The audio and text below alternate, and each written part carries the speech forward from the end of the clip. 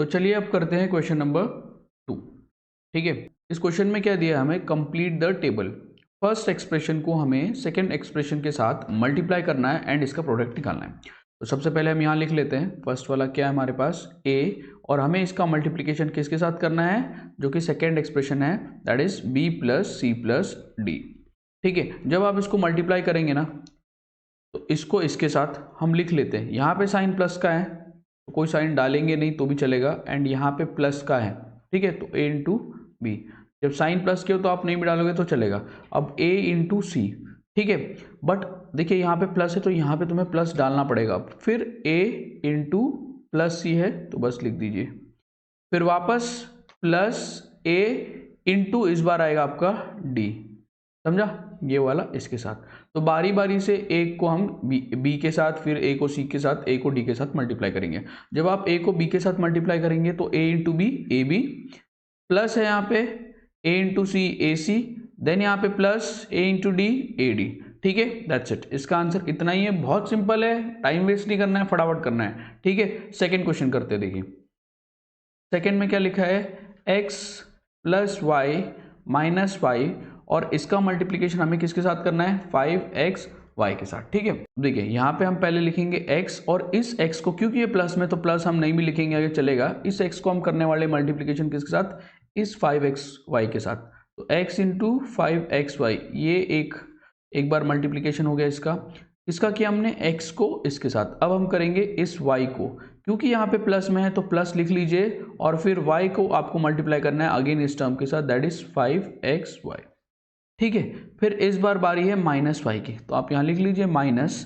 ठीक है, और फिर 5 को आप मल्टीप्लाई करने वाले किसके साथ, 5 इंटू 5xy के साथ। ठीक है, आप चाहे तो ब्रैकेट डाल सकते हैं।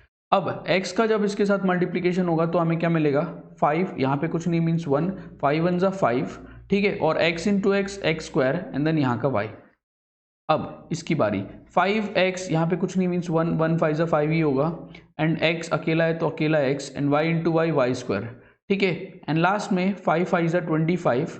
ठीक है, और x y as it is, बस इसका आंसर इतना ही है। ठीक है, आप बॉक्स भरते जाना जैसे जैसे आपको आंसर मिलते जाएंगे। करते हैं अगला, अब करते हैं थर्ड। देखिए इस थर्ड में क्या है, p into 6p square minus 7p plus 5, मतलब पहले p इंटू 6p स्क्वायर कर लीजिए, p इंटू 6p स्क्वायर, फिर यहाँ पे प्लस है, यहाँ पे माइनस है तो प्लस माइनस माइनस होगा। तो पहले हम क्या करते हैं, ऐसे लिख लो, फिर इस p को प्लस साइन है तो प्लस p, एंड यहाँ का जो है इंटू माइनस 7p लिखना है हमें। ठीक है, तो ये ऐसे आएगा। अब उसके बाद क्या है, अगेन प्लस में p, ठीक है, और उसके साथ इंटू में क्या आएगा इस बार, प्लस 5, तो 5 हमें डालने की जरूरत नहीं है। ठीक है, आपको समझ में आ रहा है ना मैं क्या लिख रहा हूँ, पहले p इंटू 6p स्क्वायर लिख लिया, अब p इंटू माइनस 7p देखिए लिख लिया यहाँ पे, और उसके बाद लास्ट में है p इंटू प्लस 5। ठीक है, प्लस यहाँ डालने की जरूरत नहीं, अगर माइनस होगा तो आप ब्रैकेट डाल के माइनस डालोगे। ठीक है, अब p 1 है यहाँ पे और यहाँ पे 2 है, और 1 इस p के आगे कुछ नहीं मीन्स 1 है, तो 1 6 जा 6, एंड p एक बार है और यहाँ पे 2 है, टोटल p 3 बार आ गया।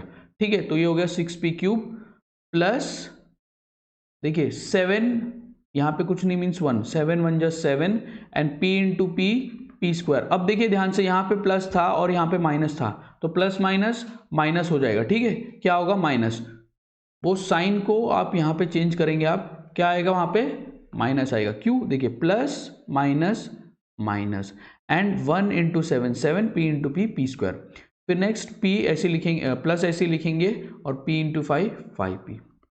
ठीक है, बस इतना सही आंसर है, कुछ नहीं है, बस एक एक बार सबको मल्टीप्लाई करते रहो, and at the same time आपको साइन का भी मल्टीप्लाई करना है।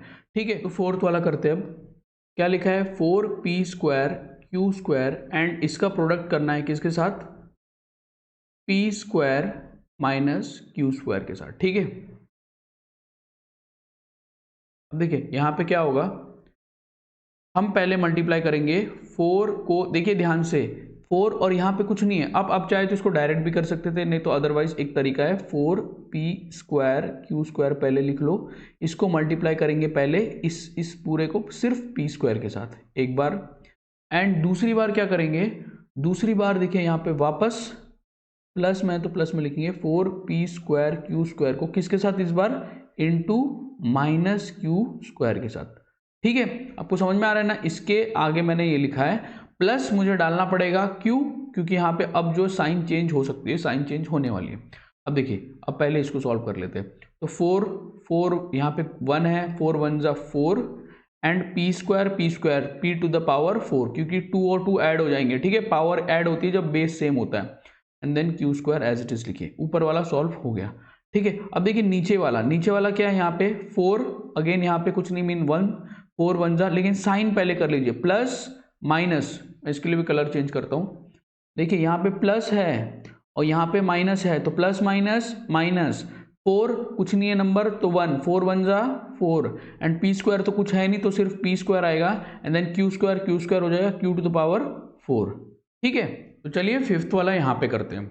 देखिए a को आप पहले इस पूरे टर्म के साथ मल्टीप्लाई करेंगे, तो यहाँ लिख लीजिए a इंटू ABC, फिर अब b की बारी, b इंटू वापस ABC, है ना, तो ABC, फिर वापस प्लस c लिखेंगे आप, और इस बार c को भी मल्टीप्लाई करेंगे ABC के साथ। ठीक है, कुछ इसमें हार्ड नहीं है, बहुत सिंपल है, बहुत सिंपल तरीका है, ज़्यादा कुछ इसमें दिमाग लगाना ही नहीं है। अब देखिए क्या होगा, a into A, 2 bar a तो लिख लीजिए a² और बाकी BC ऐसे ही लिख दीजिए।